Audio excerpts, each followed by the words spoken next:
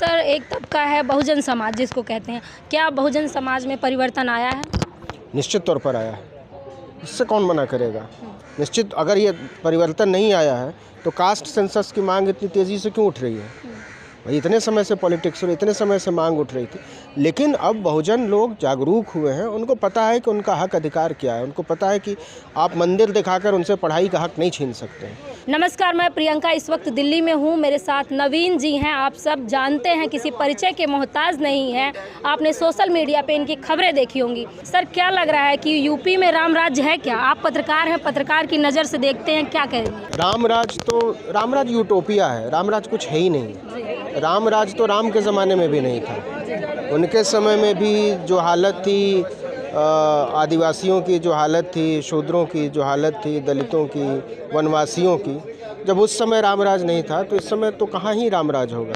Sir BHU से खबर आ रही है, बीएचयू कैंपस में 3 लड़के घुस के बुलेट पे आते हैं और गन पॉइंट पे लड़की को निर्वस्त्र कर देते हैं। इस घटना को कैसे देखते हैं उत्तर प्रदेश से? इस घटना को बीएचयू के छात्र ही बहुत इस पर सवाल उठा रहे हैं। सवाल इसलिए उठा रहे हैं कि आईआईटी की जिस लड़की ने क्लेम किया है, उसके बाद जिस तरीके से मूवमेंट बना और उसके बाद आईआईटी और बीएचयू के बीच में दीवार खड़ी करने के लिए एक नोटिफिकेशन आया, तो बीएचयू के बच्चे अब आंदोलन कर रहे हैं कि हम बीएचयू के बाहर जो है, बीएचयू के भीतर कोई दीवार बर्दाश्त नहीं करेंगे। तो क्या ये बीएचयू के बीच में दीवार खड़ा करके आईआईटी को एक एलीट इंस्टीट्यूशन की तरह ट्रीट करने, तो ये तो सोचना पड़ेगा ना भाई कि जब बीएचयू की लड़कियां आंदोलन करती हैं तो आईआईटी के लोग साथ नहीं आते। आईआईटी के लोग जब आंदोलन करते हैं तो बीएचयू के बच्चे बच्चियों को नहीं जाने देते। वो कहते हैं कि नहीं, हमारा अपना है, हम देख लेंगे। तो ये एक अलग किस्म का सवाल है। लेकिन हाँ, ये बात सच है कि इस तरीके की घटना अगर घटी है तो नहीं घटनी चाहिए, लेकिन इस घटना की आड़ में अगर बीएचयू के बीच में दीवार खड़ी करने की कोशिश हो रही है तो वो बहुत ख़राब है। इसका विरोध होना चाहिए। सर स्टूडेंट्स में मतभेद हो सकते हैं, लेकिन गवर्नमेंट जो सरकारें दावा करती है कि आप आधी रात में गहना लाद के बेटियां सुरक्षित हैं, तो उस पे क्या कहेंगे? नहीं, आधी रात में नहीं, मैं तो दोपहर की बात कर रहा हूँ। दोपहर में नहीं सुरक्षित है। आधी रात को सुरक्षा और रक्षा की तो बात बड़ी बात है, लेकिन ये सब जुमले हैं। दरअसल इन सब जुमलों पर ध्यान नहीं देना चाहिए।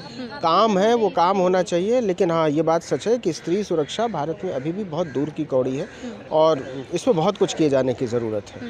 लेकिन सर एक तबका है बहुजन समाज जिसको कहते हैं, क्या बहुजन समाज में परिवर्तन आया है?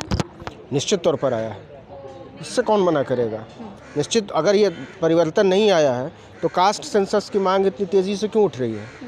भाई इतने समय से पॉलिटिक्स और इतने समय से मांग उठ रही थी, लेकिन अब बहुजन लोग जागरूक हुए हैं। उनको पता है कि उनका हक अधिकार क्या है। उनको पता है कि आप मंदिर दिखाकर उनसे पढ़ाई का हक नहीं छीन सकते हैं। इसलिए बहुत उसमें बदलाव आया है और आने वाले सर एक तबका अभी भी है जो कावड़ ढोने में व्यस्त है। एक तबका अभी भी है जो कावड़ ढोने में व्यस्त है। समय लगेगा। कोई बदलाव अचानक नहीं आता, लेकिन समय लगेगा।